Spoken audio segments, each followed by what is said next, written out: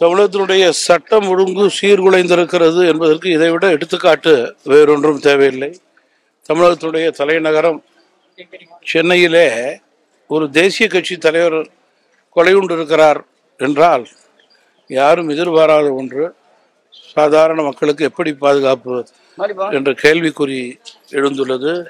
இது போன்ற சம்பவங்கள் தொடர்ந்து நடைபெறுவதற்கு பல காரணங்கள் இருக்கிறது. குறிப்பாக சட்டம் ஒழுங்கு சீர்கேடு என்றாலே அதற்கு எடுத்துக்காட்டு இன்றைக்கு டாஸ்மாக் போதைப் பொருளாக தமிழகத்தில் இருக்கிறது. அதுக்கு முற்றுப்புள்ளி வைக்கக்கூடிய கடமை தமிழகத்திற்கு இருக்கிறது.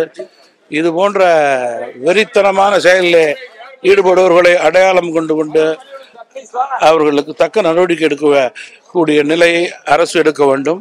தமிழக அரசு இனியாவது இரும்பு கரம் கொண்டு தவறு செய்பவர்களை அடக்க வேண்டும்.